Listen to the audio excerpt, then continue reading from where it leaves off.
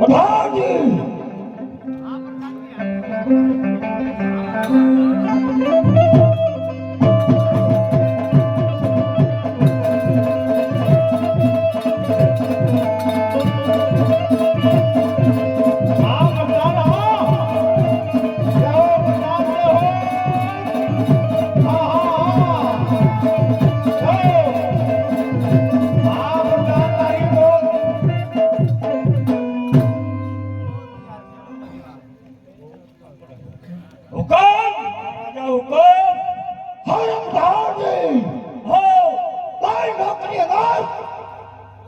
મારા જેવો કોઈ બળવાન નથી, કોઈ નથી.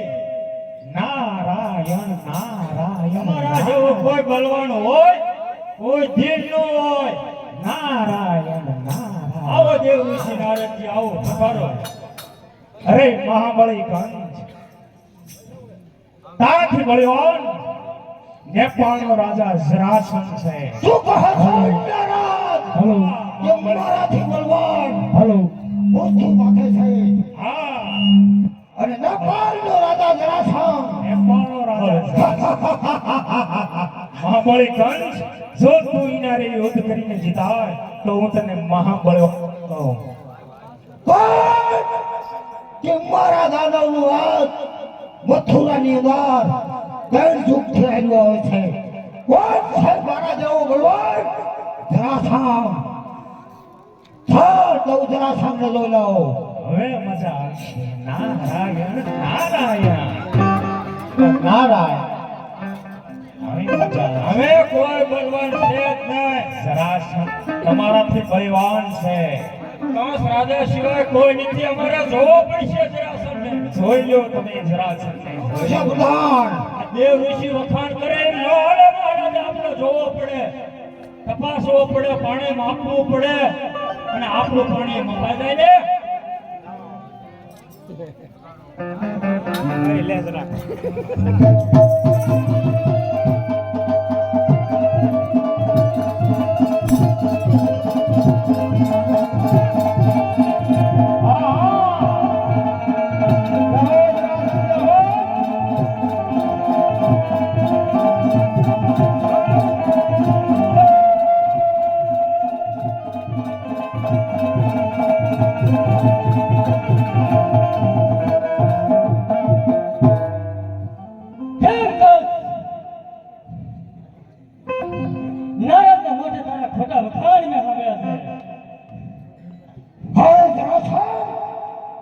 તારે ખબર નથી, હું મથુરાનો રાજા મહાબળી કંસ. વાહ ભાઈ વાહ. બસ કર. હવે મજા કોણ તને ખબર છે? હવે જામ્યું. તારા માટે તો મારો પ્રધાન એક જ કાફી છે. તારા પ્રધાનને મોડે લાખો વધારે તમે હાલવા નકામે આબરૂ તમારી જશે. અરે મારો પ્રધાન એક જ કાફી છે. તારી આખી સેના આ એકે હજારા છે. એક ટ્રાય બોલાવ નકર તો ઉછો. મેં જામો પડ્યો અને હવે ખાવાનું બાકી.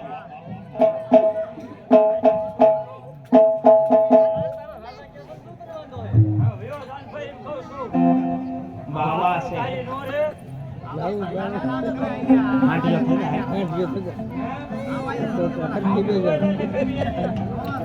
રણ મેદાનમાં આવે ને આબરૂની ન પડે હોય. હા, એને જીવની પણ ન પડે હોય. રણ મેદાનમાં આવે છે. બધા તને ખબર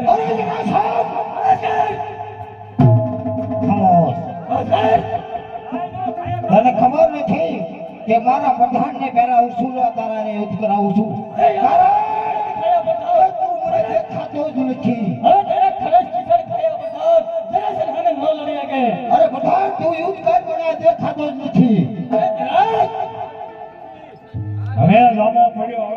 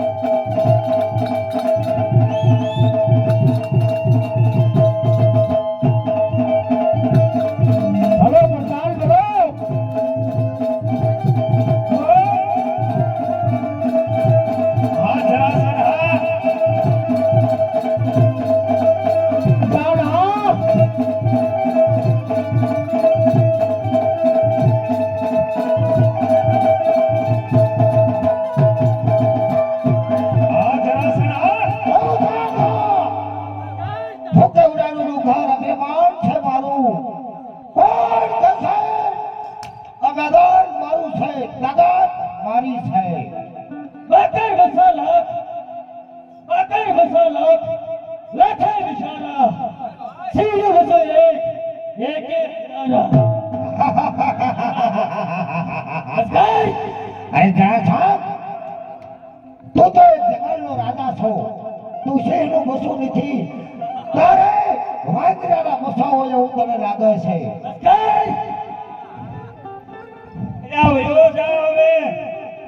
હવે સાહેબ હો તને કીધું તને ખીચડી ખાઈ સુરી આમાં નો લડે કે વયો જાવ નામ ત્યાર કર જરા રાજાને એ ત્યાર જ રહેશે એ ત્યાર જ રહે સિંહ લડો બેઠાની ની વાત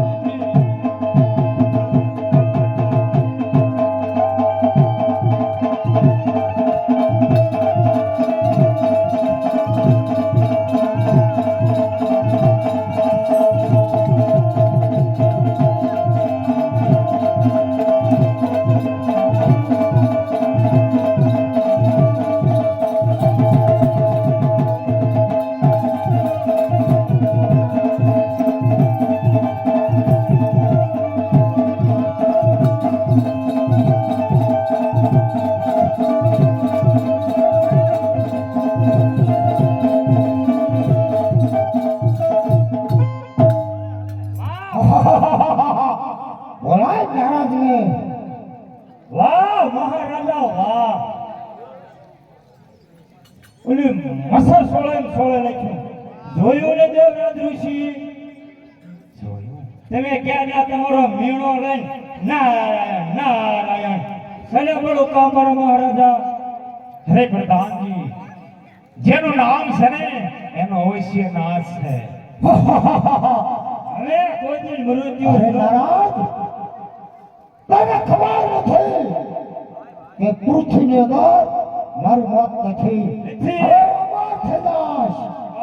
મારું મોત નથી અરે મહાબળી કંચ અહંકાર અભિમાન મૂકી દે જે નામ છે ને એનો અવશ્ય નાશ છે મહાબળી કંચ અરે કહે નારાજ તો મારું મોત કોના હાથે છે જો અરે મહાબળી કંચ તારું મોત તારી બહેન દેવીના પુત્રના હાથથી તારું મોત છે અરે નારાજ તે તો મારું મોત ખાવ ફેરું મને સીધું કારણ કે દેવજીના લગ્ન જ હું નહીં કરું તો કયું ના પણ એ મારે અરે મહાબળી કંચ તો તને સ્ત્રી હત્યાનું પાપ લાગશે તારે એના લગ્ન અવશ્ય કરવા જ પડશે અરે નારાજ લગ્ન હું કરું તો મને તું રસ્તો બતાય કે દેવજીને સંતાન નો થાય તો તું મને રસ્તો બતાય અરે મહાબળી કંચ એનો રસ્તો એક જ છે જો તારી અંધારી કોટડીમાં એના લગ્ન કરી અને અવશ્ય રાખીને તો જ તારો ઉપાય છે બરોબર છે નારાજ પ્રધાનજી હુકમ મહારાજા હાલ ને હાલ દેવજીને બોલાવો સાંભળી જાઓ એક 200 રૂપિયા રામ ભરોસે મંદિરના ખર્ચ આપે છે બોલો અંબે માત કી જય એક રામ ભરોસે બીજા 200 રૂપિયા આપે છે મંદિરના ફરથી બોલો અંબે માત કી જય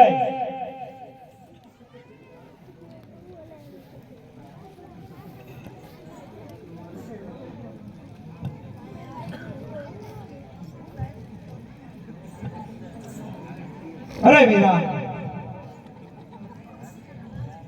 અરે દેવજી અત્યારે મેં કળશુની કસરીમાં બેન તને એટલા માટે જ બોલાવી છે કે તારા હવે મારી બેન હવે હું તારા લગ્ન કરી નાખું અરે વીરા જેવી તમારી મરજી અરે બેન તારા લગ્ન હું વાસુદેવ હારે કરું છું મારી મરજી છે પ્રધાનજી વાસુદેવને બોલાય હાલો વાસુદેવને બોલાવો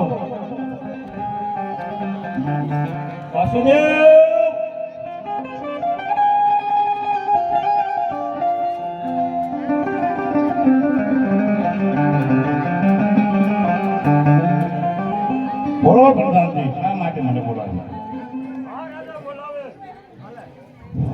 બોલો મહારાજ, શા માટે મને બોલાવ્યો? અરે વાસુદેવ, હા, તમને એટલા માટે જ મેં બોલાયા છે. કારણ કે મારા મથુરાની અંદર મારા કાશીની હું મામો કંસ છું. હા, તમને હું મારી બેન દેવકીજી હારે તમારા લગ્ન કરું છું. નહીં મહારાજ, અરે કંસ! હું મામો કંસ છું વાસુદેવ. જરાય પણ લગ્નમાં અટકાડો તો આ જોઈ છે ને પહોંચી જાય. એ કહેતા લગ્ન કરી જીવવા તો મળે.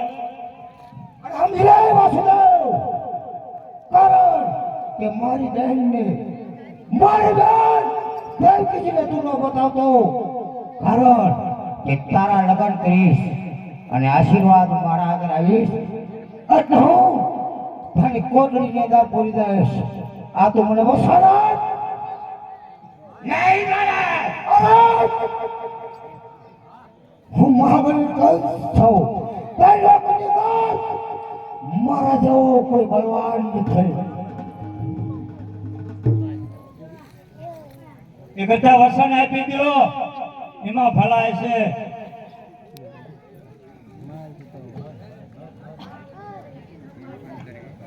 અરે મહારાજ, તો હું તમને વસન આપું. કારણ કે તેમ કીધું એમ વાતચીત થઈ ગઈ અમારી બેને. બરોબર.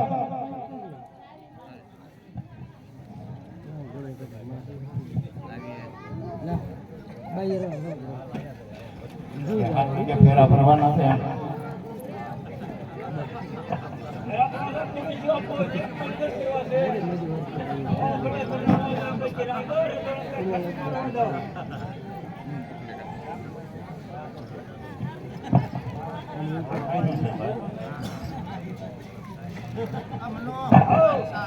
લાવો સાહેબ.